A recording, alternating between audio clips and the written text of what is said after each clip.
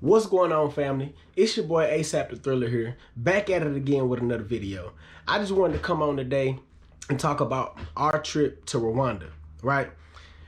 What I want to talk about today is the opportunities that I saw in the country that any African American or any diaspora can pretty much invest in the country and build wealth for themselves and create opportunities for the local people. But I also wanted to talk about, from the perspective of an African American, things that local people could do within their own country and create wealth for themselves. And of course, I'm not trying to tell anybody what to do, but I just want to offer a perspective for anybody who may see this video and may need an idea, things that I see that are feasible that maybe you just hadn't thought of, right? So let me start off with talking about how African Americans or the rest of the diaspora could pretty much invest in the country, create jobs, build wealth for themselves, and create opportunity. The first thing that I noticed was the need for the trucking industry, right? And what I mean by that is the country is booming. The country is booming. Like, more and more foreigners are coming in. Industries are booming. More and more foreign investors are coming to Rwanda to look to invest.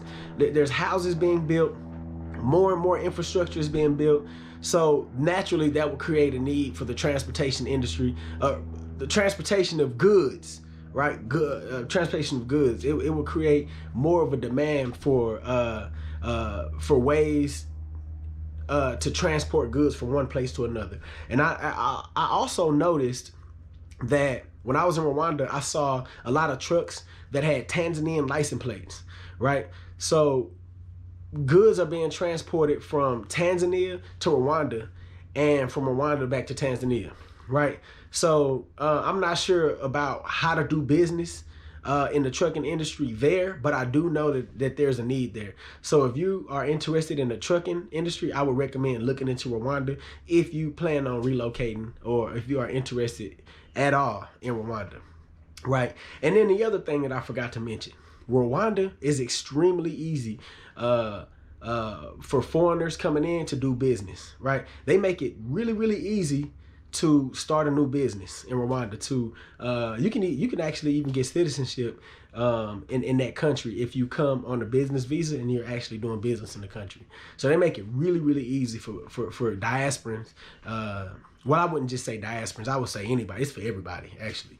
But that includes us too, right? So trucking is one, right? I talked about that earlier. But the second industry that I noticed, that a lot of us, if you go into Rwanda with a little bit of money, real estate is actually another really good, in my opinion, a really good investment there. And the reason that I say that is because, especially if you're coming from America, like we've been blessed to have a little bit more buying power. So the prices in Rwanda, as far as buying a home, building your own home, buying an apartment, or whatever, is really, really cheap. And I mean, like, if you were interested at all in getting into the business of Airbnb, that would also be a really good industry to get in, because you could build in Rwanda for a whole lot cheaper than you could build anywhere in the United States, right?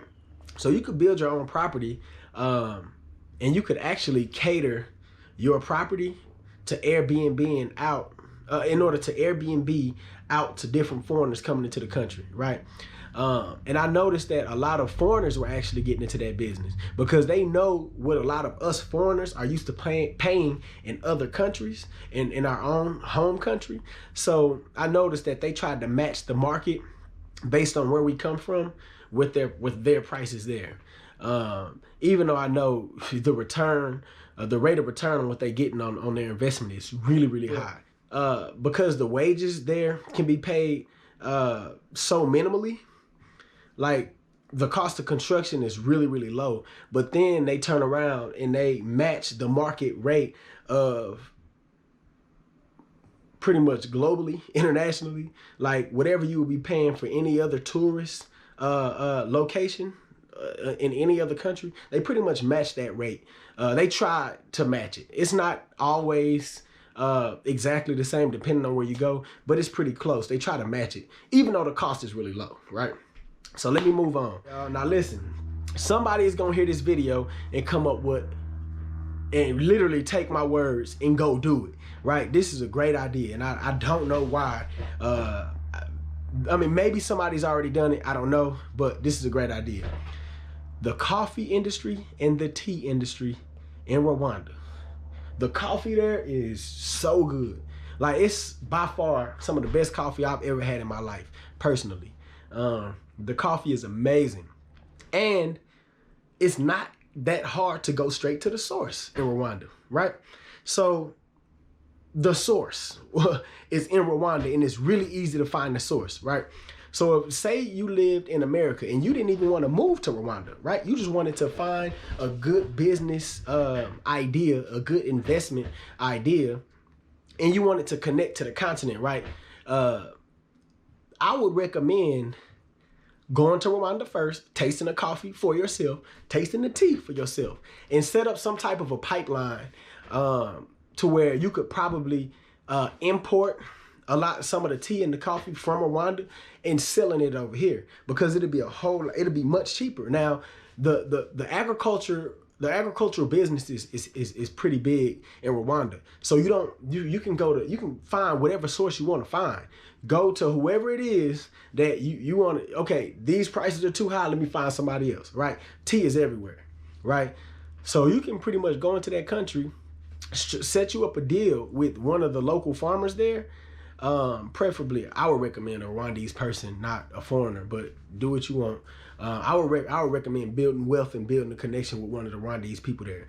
But go into that country, and set up some type of a pipeline where you could then set up shop and start selling the coffee here in the United States of America, in Jamaica, or wherever you're from, right? Well, I don't know the market in Jamaica, right? They already probably got some kind of good deal there. But I know Americans love coffee, right?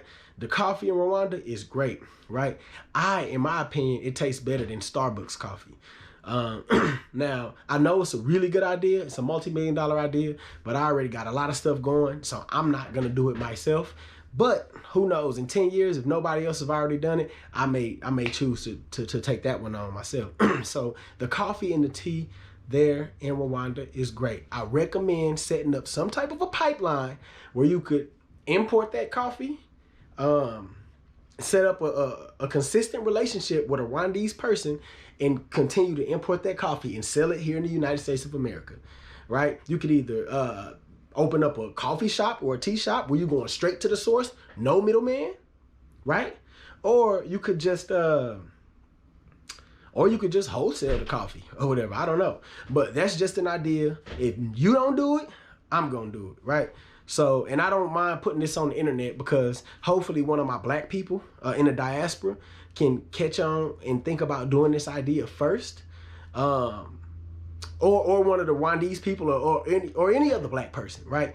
Before somebody outside of our race does it, because they'll probably catch this video, and one of them will probably do it if one of us with melanin in our skin, if one of us don't get on it first, right? So that's just an opportunity for us from the diaspora, to connect with the people there and build wealth, build pipelines, right? Where it's mutually beneficial. And when we build pipelines with each other, when we connect with each other, especially doing business, that's how we learn more about each other too. So I feel like that's important. But now I want to talk about opportunities that I saw in Rwanda for the local Rwandese people to be able to take advantage of, to build wealth for themselves and create opportunity for the local people there, right?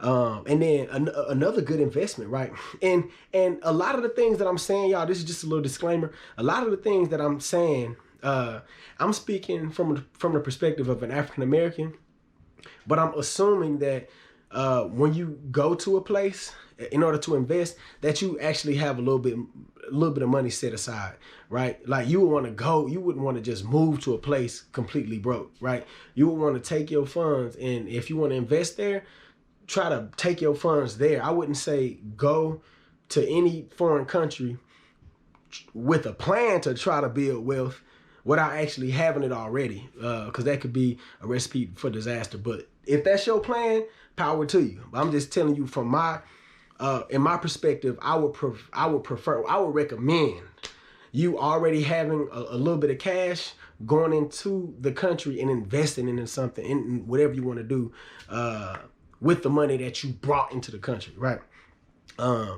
But the other opportunity I saw is nightlife. Nightlife in Rwanda, in Kigali, Rwanda, is booming, y'all. Like, I mean, the nightlife scene, like, it be 12 o'clock at night, the streets be jumping, right? People be bar hopping, club hopping, or whatever. It be going down in Rwanda. But when I went, I was with my family, my wife and my kids, so I didn't go to any clubs. But every night, you know, my wife and I, we just like driving around and seeing how the city was just so alive at night. So we would just drive up and down the streets of Rwanda, and then just see how people were moving around, getting along, enjoying their nights, you know. So the nightlife is something that you may want to look into as far as investing into the country, bringing money from another place and investing in the country. A lot of foreigners have invested in the nightlife in Rwanda. Now I want to talk about how local people, local Rwandese people, could actually increase their wealth or either build wealth from the perspective of an African American, right? These are just things that I wanted to point out. Maybe things that you had not thought of already, or things that you have thought of, just maybe you just need affirmation, right? So the first thing that I would say that I noticed is, to me personally, the food was not the best, right? It absolutely was not my favorite food there. We stayed there for a whole month, and there was only about 2 places that I would say that I absolutely loved the food there, right? So I would say, if your target audience, if your market is to sell more food to foreigners, right? Study different techniques, right? Like, study why and how restaurants are successful in other places, and see if you can probably implement some of those into your restaurant, because it wasn't always the taste, right? That was just bad. Sometimes it was the taste, in my opinion, but I wouldn't say bad. I would say more bland, right? A lot of the food was kind of bland there. Not really a whole lot of seasoning. Depending on where, listen, this is just my perspective. Maybe I just wasn't going to the right places. But I stayed there for a whole month, and I can think of 2 places that I was just like, oh man, that food is good. And that was the Green Corner was one of them. If you heard of the Green Corner, that food was great, right? They did a really good job. Customer service was really good and everything. But for the most part, most restaurants, the food was bland. And then other times, the customer service was pretty bad, right? And that was just my opinion. So I would recommend just studying how things are done in other places and why they're successful, and I would try to implement that there. But I would not recommend changing anything about your culture, right? If that's the way you got, if the taste of the food is the way you guys do it, I wouldn't want to offend you by saying make it taste different. No. I'm just telling you from the perspective of an African American, the food was not my favorite, right? But again, there were a couple of places that were good, but the food wasn't my favorite. Overall, it wasn't like that impressionable upon me. When I think of Rwanda, I don't think good food, right? So I just wanted to point that out.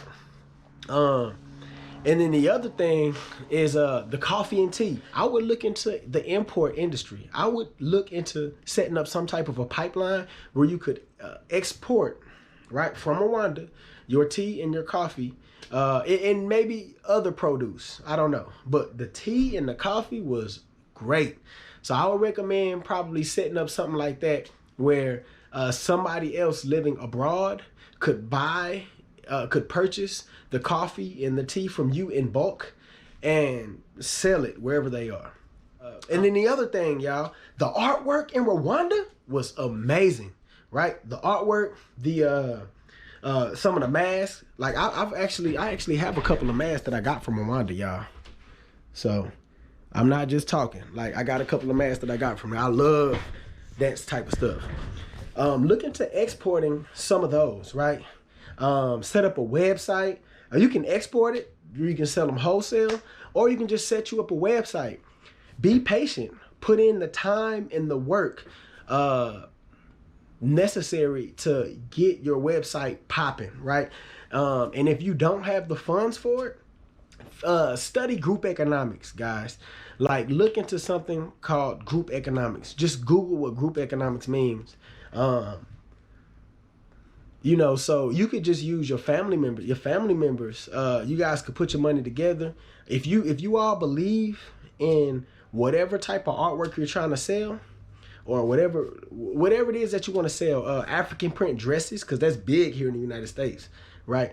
And I'm sure in other places too, with the African American community. Set you up a website, right?